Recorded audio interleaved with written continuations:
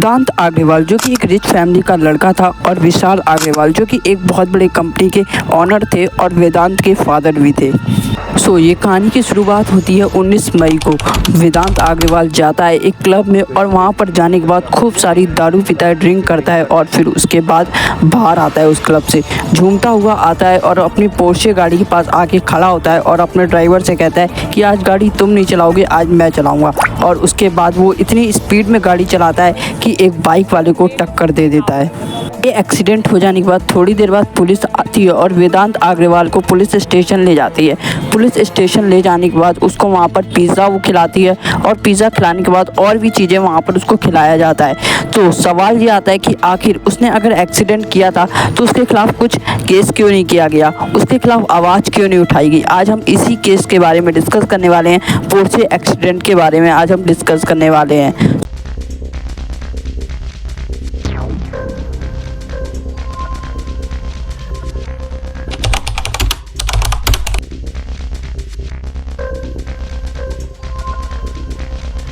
अवनीश अवध्या और अश्वदी जो कि एक बाइक में बैठे होते हैं और जा रहे होते हैं। पेशे से वो दोनों ही सॉफ्टवेयर इंजीनियर होते हैं और दोनों की एज की बात करें तो दोनों ही सेम एज के होते हैं। 24 साल का अवनीश होता है और 24 साल की अश्वनी होती है। तो आगे बैठा अवनीश होता है बाइक में, वो एक बार पीछे मुड़ के बाइक से देखता है कि कोई गाड़ी वगैरह तो नहीं आ रही, लेकिन उसे कोई गाड़ी वगैरह वहाँ पर दिखाई नहीं देती और वो लोग बाइक चला के आगे चलने लगते हैं। लेकिन पीछे से आ रही थी एक बहुत ज़्यादा लग्जरी कार पोर्शे जो कि फुल स्पीड में सीट 150-250 की स्पीड में था, जिसमें बैठा था वेदांत अग्रवाल और वो सीधा बाइक को टक्कर मारता है। और टक्कर मारने के बाद जो अश्वनी लड़की बैठी होती है वो लगभग 20 फीट जाके गाड़ी से उछलती है और सीधा ज़मीन पर गिरती है और ऑन द स्पॉट उसकी मौत हो जाती है।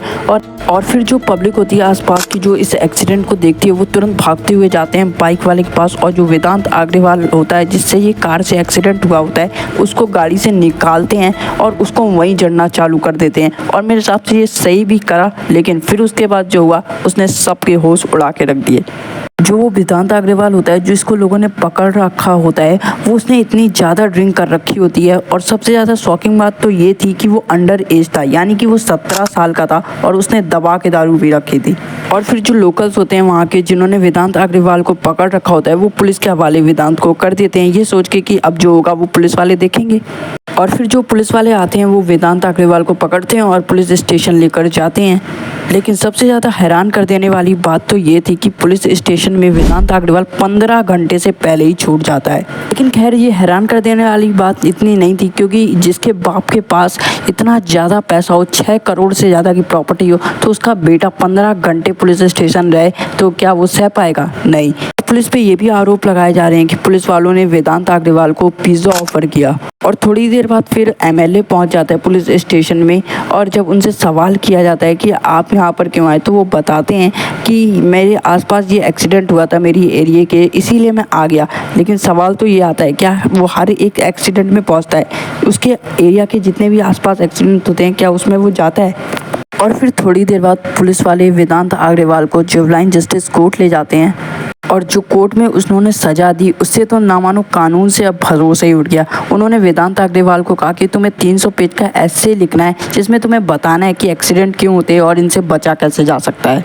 वहाँ 2 लड़का और लड़की की मौत हो जाती है ऑन द स्पॉट, वो पोर्शे कार से उसको ठोक कर आता है और यहाँ पर कोर्ट में ये सज़ा दी जाती है। मतलब कि अमीरों के लिए कानून और कुछ और गरीबों के लिए कानून और कुछ। लेकिन अब जो हुआ वो ना वेदांत ने सोचा था, ना वेदांत के फादर ने सोचा था और ना सिस्टम ने सोचा था।